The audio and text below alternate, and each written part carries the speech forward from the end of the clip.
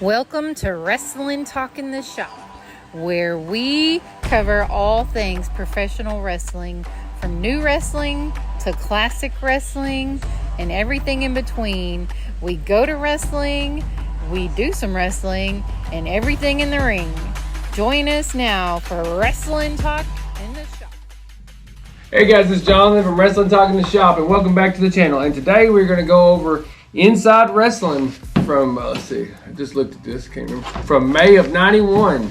This is, got Warrior and Savage on the cover, and this is around right after their WrestleMania 7 match when Macho Man was forced to retire, and he ended up turning face, and Miss Elizabeth beat up Sherry Martel in the deal, and later that summer they ended up having the wedding, which they were already married at the time, but and then Warrior, he had just lost the WWF Championship to Sergeant Slaughter at the Royal Rumble, and he was his star was falling, and come this way and we'll look right through it.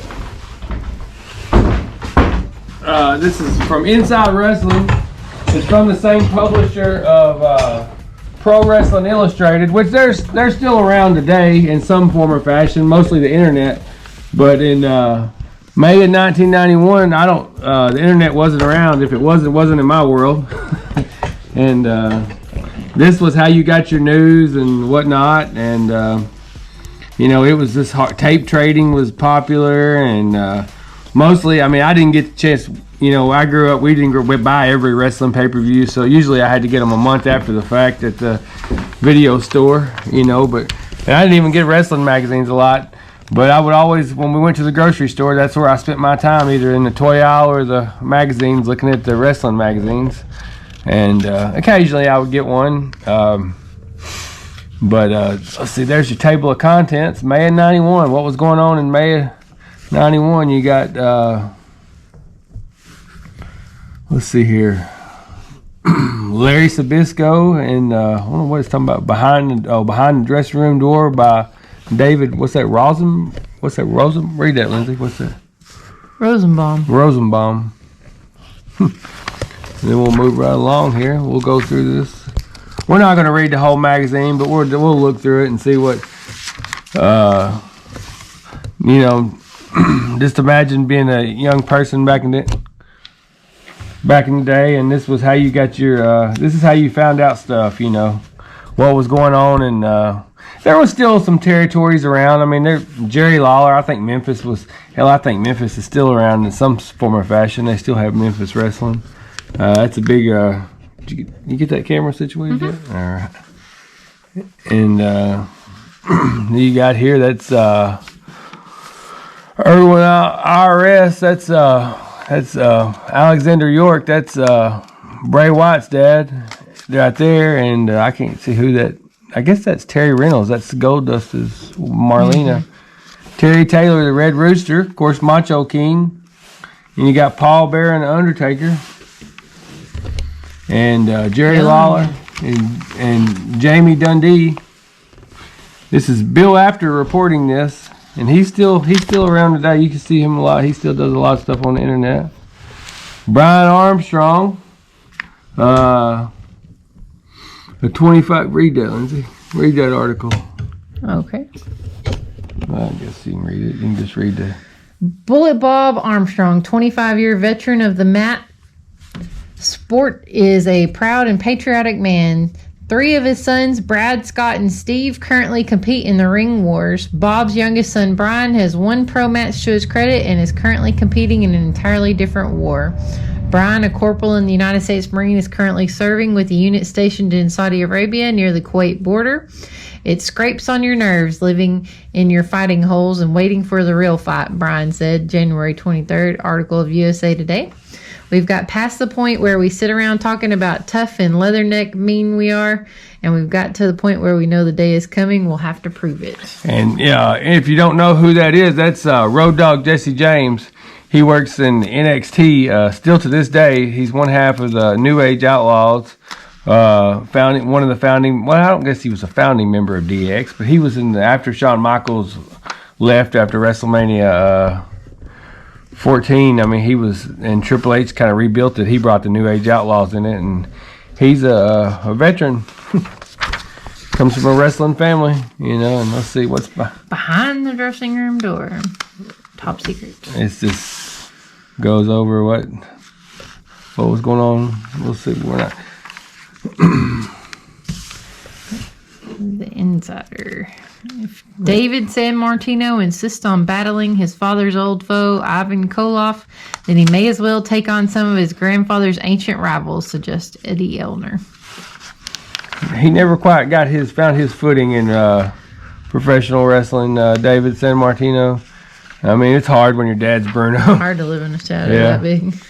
On assignment there. Let's see. Sensational Sherri may consistently interfere in the Ultimate Warrior's matches, but does not that justify a warrior gorilla pressing her and slamming her to the mat? I'm just gonna have to live with you lifting me up in prayer. I don't think you can do that. Yeah, I can't gorilla press it. Let's see here. Where are they now? These are some old ones. Let's see here. Read this, Lindsay. Bulldog Bob Brown, now a grizzled 22-year veteran, the popular Brown continues to compete in the CNWA and other independent organizations in Canada. The former Central States champion has been helping young Mega Mask in his battles against Jerry Morrow and manager Abdul Wazel. For years, Wazel has been trying to get me out of Canada, barked Brown. The idiot should know by now I'm one dog who still has plenty of bite. And let's see, Manny Fernandez. The Raging Bull, Manny Fernandez. In addition to competing in several independent federations, the Raging Bull has an interesting sideline. Fernandez is now serving as an assistant wrestling coach at Lincoln High School in San Jose, California. I'm working under my old coach, Nick Bozelick, said Fernandez. He coached me to the California State Championship, and now I'm doing the same for a real great group of kids. We're undefeated. Read this one on Eddie Gilbert. He took on back into the real world. Yeah. Eddie Gilbert, hot stuff. Once it known that it was not the fabulous ones that caused him to leave the USWA, I just got sick and tired of how the officials, particularly Eddie Marlin, always treated me there. And said the former Southern champion. Recently, the second generation star accepted a contract to compete in independent organizations throughout Canada. I'm about to set the Great White North on fire, Gilbert predicted. Side note on this deal, I think this when he passed away, I think they buried him in his wrestling boots. I mean, he was just crazy over professional wrestling, you know. I guess we all are. If I had a pair, that's why I'd want to be buried too. Anyway, read that. Okay, Butcher Brannigan. The huge rule breaker who enjoyed the reign of terror during the 70s has mellowed considerably since his heyday. Now retired, Brannigan serves as an art instructor and corrections officer at Rahway State Prison in Rahway, New Jersey. The burly 300-pounder says he now regrets his years of cheating in the ring. Law and order is the only way to go, says Brannigan now. That's what I try to show the inmates here. Oh, yeah. You had to turn the leaf over there. Yeah. Then over here you got an article of about Brian Blair. He's one half of the Killer Bees. And it's a long article. Like I said, we'll stop you. We'll show it to them so if they want to read it, they can read it.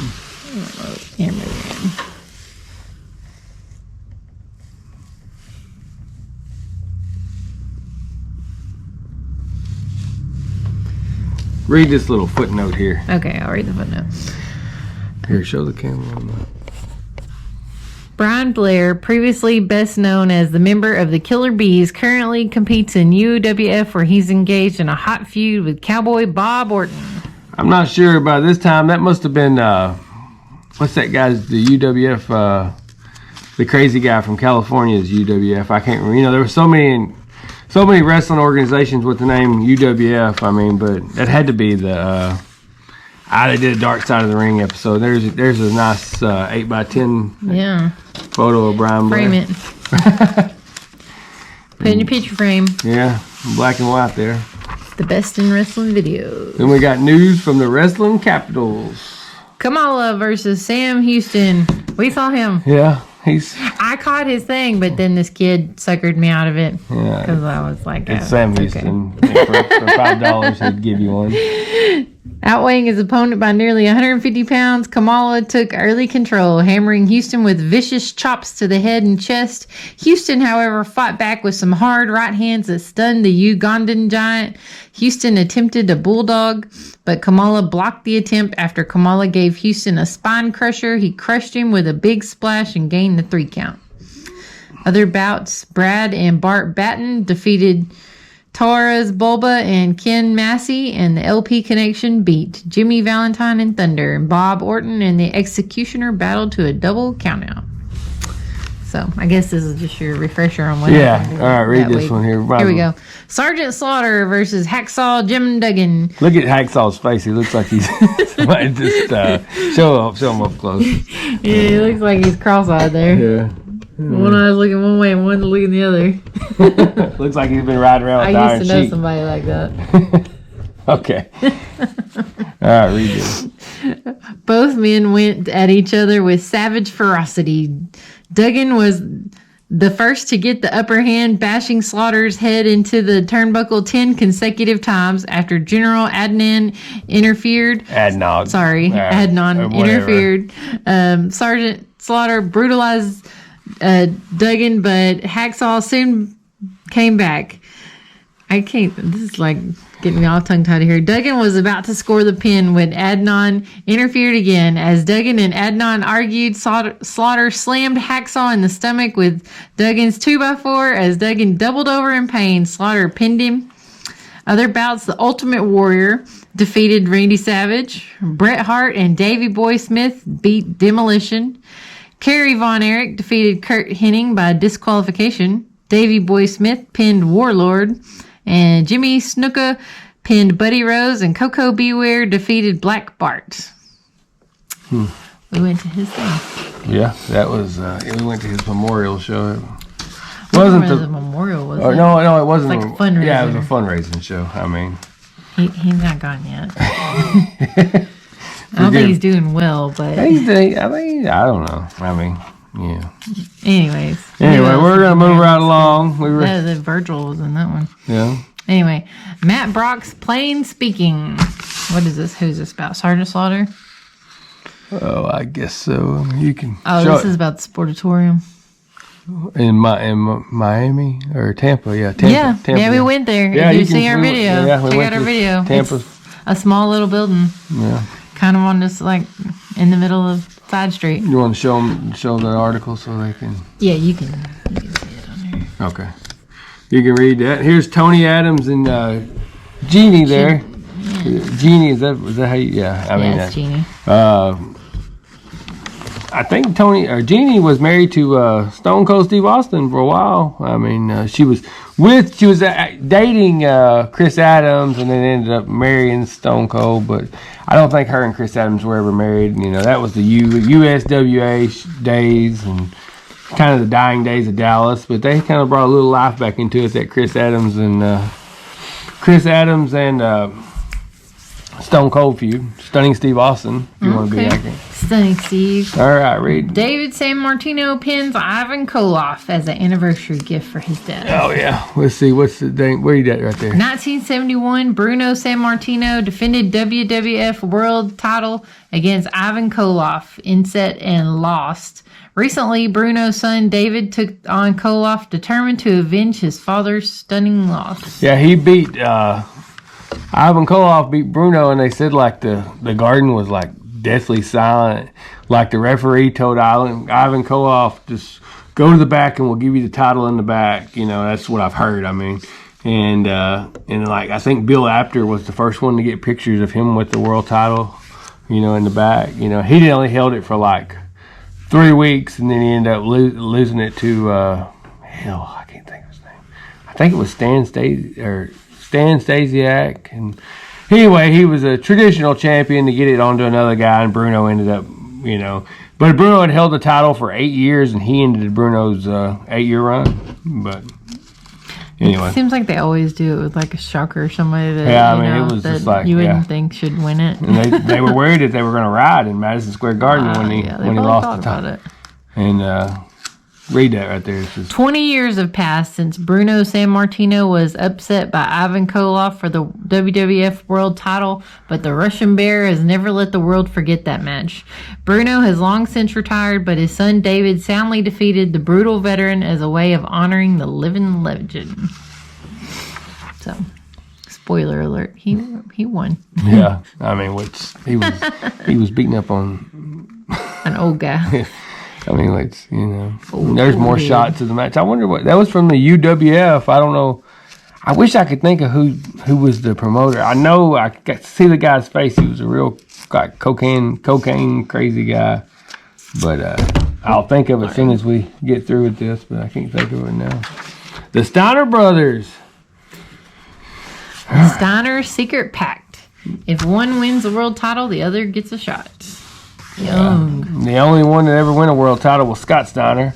I mean, these guys, they were really great athletes. I mean, you don't really think about, I'm not talking about Big Papa Pump Scott Steiner. I'm talking about modern, late 80s, early 90s Scott Steiner. I mean, these guys were really good athletes. I just miss Big Papa Pump. Yeah, read this right here. If either Rick or Scott Steiner manages to dethrone Ric Flair, a brotherly pact guarantees a title shot to the other. It would mean some terrific wrestling, but it would also spell the end of the dominant tag team.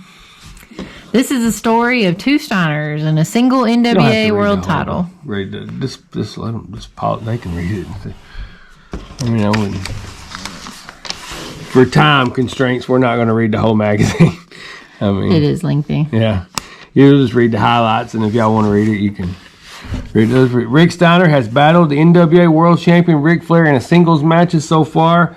So has Scott. Both brothers want that belt. As much as they want that tag team success, they can't both have both.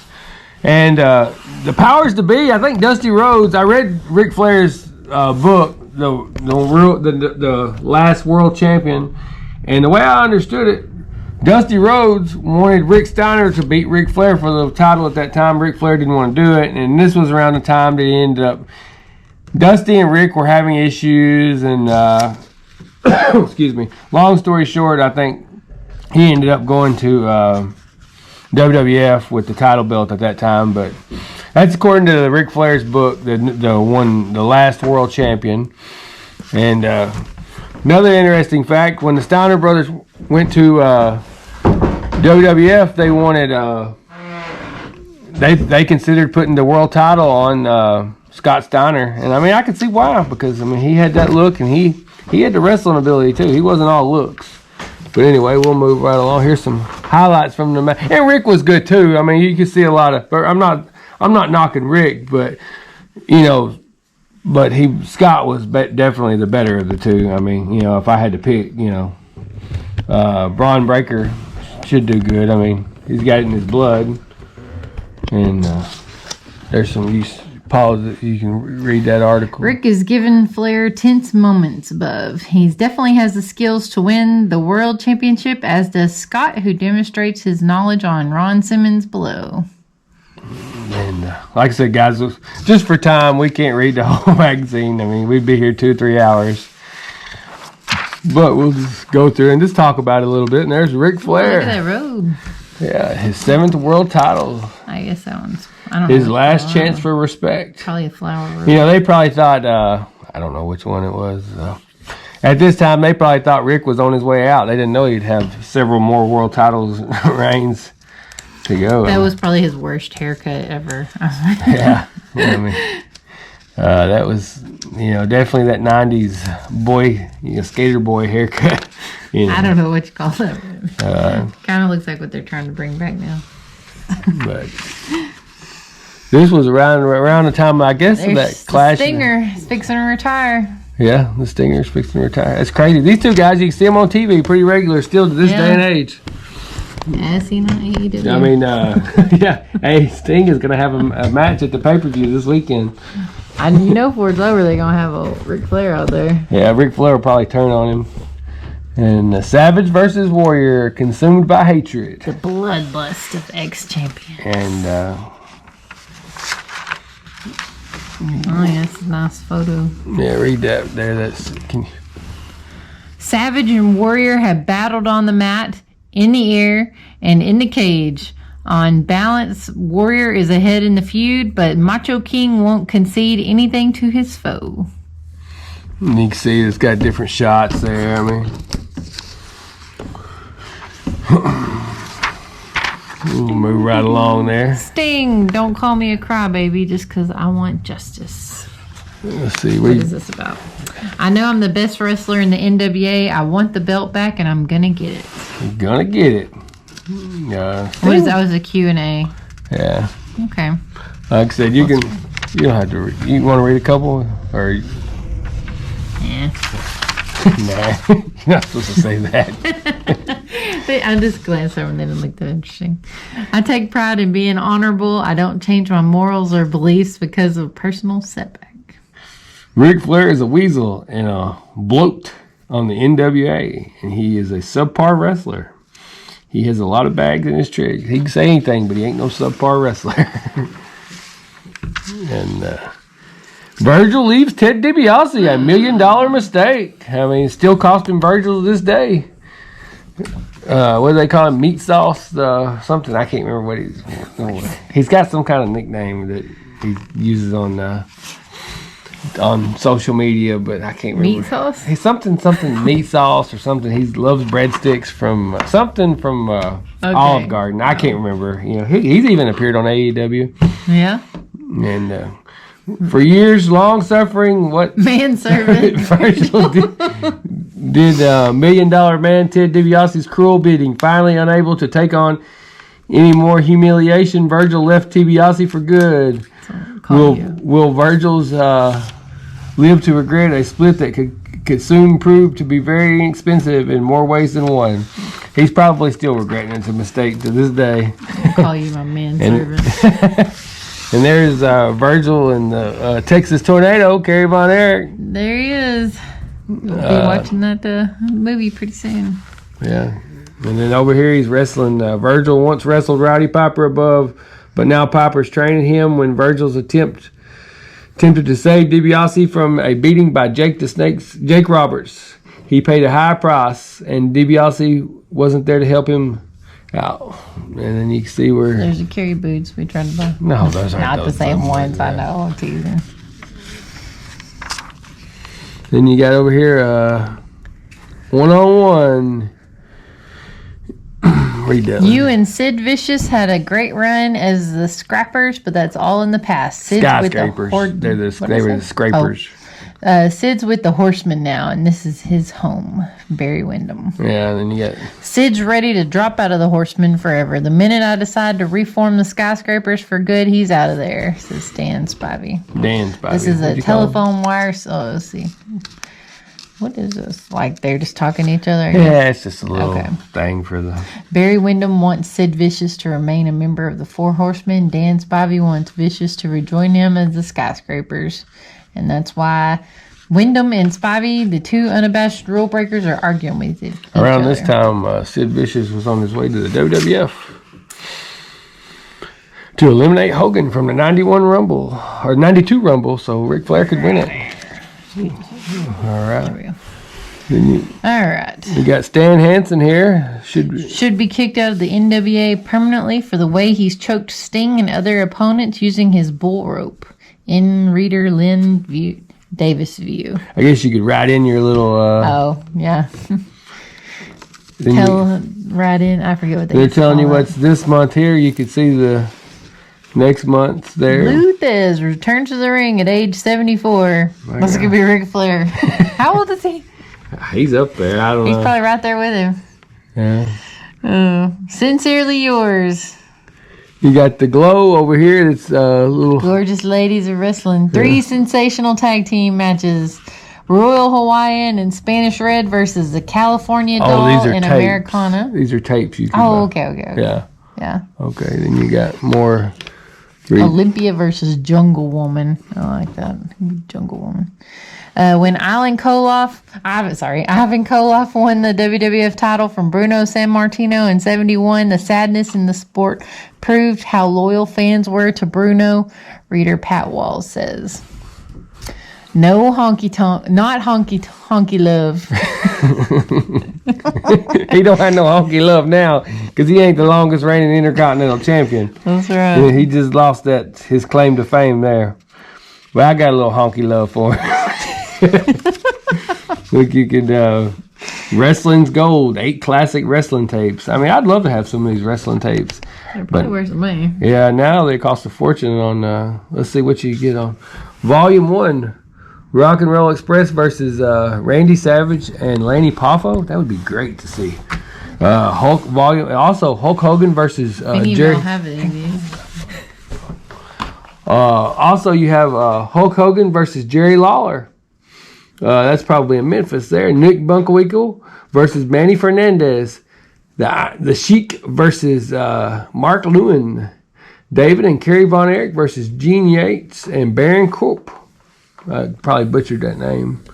The Fabulous Bonds versus PYT Pony Express, maybe? I don't know. I mean, that's never heard of them. The Road Warriors versus Austin Idol and Jerry Lawler. Those are, I mean, I don't know who are these distributed by. TV Sports Video. I don't know. We'd love to have some of them. The 1 to 3 videos. Oh, let's see. Yeah, you could get $3. 4 to 8 videos, $6. All 8 tapes for just $120. That was pretty expensive back then.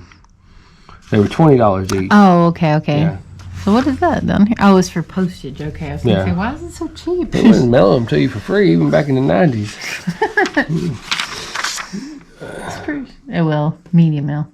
Then you got Larry Sabisco maintains that Sergeant Slaughter's Title victory is proof of what he sees as an inferior competition in the WWF. what was he at? Talking some smack. Yeah, he was in AWA at that time, Yeah. and they were dying. I mean, they were already dead at this point. I guess maybe they were holding on. Sabisco, who's wrestled Slaughter dozens of times, figures Slaughter hasn't improved as a wrestler, but simply had the right people in his corner. He points out correctly that the Warrior dominated the match and Slaughter wouldn't have won without outside interference. Yeah, So he's just trying to. And you got, what's that say? Dave Rosenberg wonders how many non-wrestling fans recognize Hulk Hogan in this Right Guard commercial. you know what he looks like? That who's the guy that's all with the brown hair that's fuzzy? That's always painting there. I don't know. You know what I'm talking Oh, about? you're talking about Bob Ross. Bob Ross, yeah. That's the Hulk Hogan Bob Ross. Yeah. Then you got more videotapes over here. These are $40 each. What do we get on these for $40? They're higher DVDs. Bunkhouse Battle Royal. I don't know. Maybe it had more content on it. I used to have a lot of wrestling tapes, and over the years of just growing up, I just lost them all. If Sergeant Slaughter loses to Hulk Hogan at WrestleMania 8, he should be stripped of the... What? He should be shipped out to Baghdad immediately, in Elner's opinion. Mm-hmm. And probably a lot of other fans. That's a fan. He lost. I don't know that he ever made it to Baghdad, but he did lose. Rick the Model Martel's stellar performance at the Royal Rumble may inspire him to wrestle more scientifically in the future. You call in the wrestling gab line. Yeah. At 1-900-999-5600. Hours are between Monday through Friday, noon to midnight. Weekends, 99 cents a minute. yeah. Kids, get your parents' permission or you'll get your tail whipped. Probably a lot of that happened. And then read that. Liz Hunter is concerned that Warrior's rough treatment of Sherry sends the wrong signal to men and young children. It kind of does if you think about it, you know. Yeah. But she was a bad girl, and bad girls deserve to get whipped sometimes. You know. Yep. I mean, she was. It's a show, ma'am. It's a wrestling show. They don't beat women up in movies, Hollywood. All right. Anyway, we're still talking. moving They must have got front row seats to this. Koloff and David San Martino. They must have sold magazines about it. Yeah. After defeating Koloff by countout, David demanded an immediate rematch, and he got 3 days later and pinned his hated foe. Hell, I'm trying to think of that guy's name. He was promoter of the UWF, but I Still, can't. I never thought of it. No, I can't. I'm gonna think of it as soon as we quit filming this video. But oh well, let's see if we can. What's the last page there? We missed Blast it. from the past. No, we missed Oh, it. official ratings. Oh, Okay, this is let's my go. favorite part. Yeah, go through the official ratings. Top 15. I'll read the top 15, then we'll read the top ones. Ric Flair. I agree with that. Number 1. Number 2, Lex Luger. Number 3, Kurt Hennig. I mean, everybody but Lex Luger. I don't think he should be number 2, but number 4 was Randy Savage. Number 5 was Sting. Number 6 was Ultimate Warrior. Number 7 was Hulk Hogan. A little down there for my taste, but you know. Number 8, Roddy Piper. Number 9, Sergeant Slaughter. Number 10, Sid Vicious. Number 11, Steve Dahl. And number 12, Terry Funk. Number 13, Jeff Jarrett. Double J. Number 14, Steve Williams. And number 15, Steve Lawler. I can agree with most of those.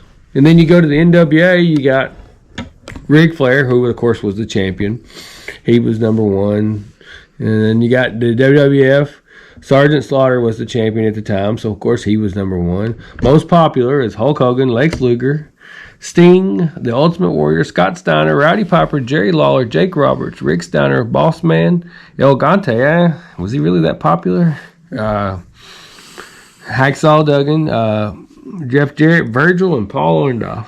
Most hated is Sergeant Slaughter, Ric Flair, Randy Savage, Sid Vicious, Kurt Hennig, Rick Martel, Arn Anderson, Earthquake, The Undertaker, Terry Funk. We love Terry Funk. You forgot Arn. Oh, Arn Anderson was number 7, yeah.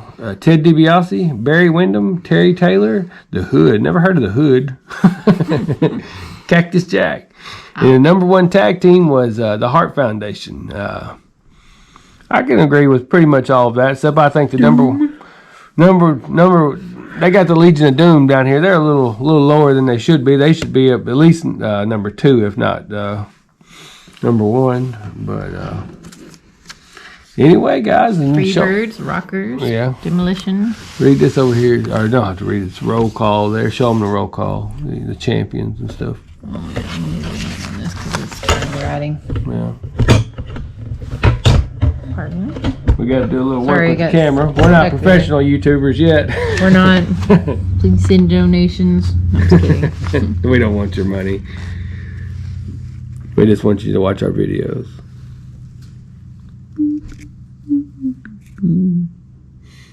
If you like pro wrestling like we do.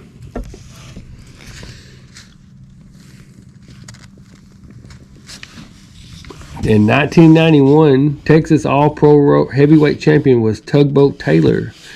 And he beat Tiger Conway Jr. in Conroe, Texas for that. Hey, you could really get some good wrestling back then. And then you get the last... Huh? You think people will think about today's wrestling like they do old wrestling? Oh yeah, I mean there are still some somewhat magazines. I'm sure you could probably get on the internet. I've seen some with Daniel Bryan or Bryan Danielson, and even seen one with what's her name, Rhea Ripley on the cover of this Pro Wrestling Illustrated. Oh, okay. So I think you can still order it online or whatever. But there's the blast from the past this month in wrestling history. Double your pleasure, double your pain. Read that real quick. Buddy Rogers and Johnny Valentine versus Jack Rogue Sr. and Edward Carpentier, March 1967. For most of the 60s, Johnny Valentine, father of WWF mainstay Greg Valentine, feuded with Jack Roger Sr., the father of the current WWF Jock Roger. The Willie Valentine finally figured out the way to injure the popular Roger by double teaming him during the Wild Tag Team match in Montreal. Roger suffered multiple injuries after Valentine blasted him with a flying elbow smash while Buddy Rogers applied a figure 4 leg lock, and Valentine was happy with the carnage even though he was disqualified. But his joy did not last long as Roger captured a count-out victory over Valentine during a singles rematch a month later. Yeah, and Johnny Valentine, side note here, he broke his back in that never wrestled again after that plane ride. Or he was in a plane crash in which Ric Flair broke his back, and he never wrestled again. I think it paralyzed him, you know. And he's actually Ric Flair didn't want to sit on the front seat, and because Ric Flair was whining, and he ended up taking his seat, saying, "Well, let me have it." And I think he ended up. The pilot was freaking out when their plane was going down. He like slapped the pilot or something, you know, and that's just from what I've read in books and stuff, you know. And Roger, I mean, those. Let's see, what's his name? Jack. He was a former Intercontinental Champion.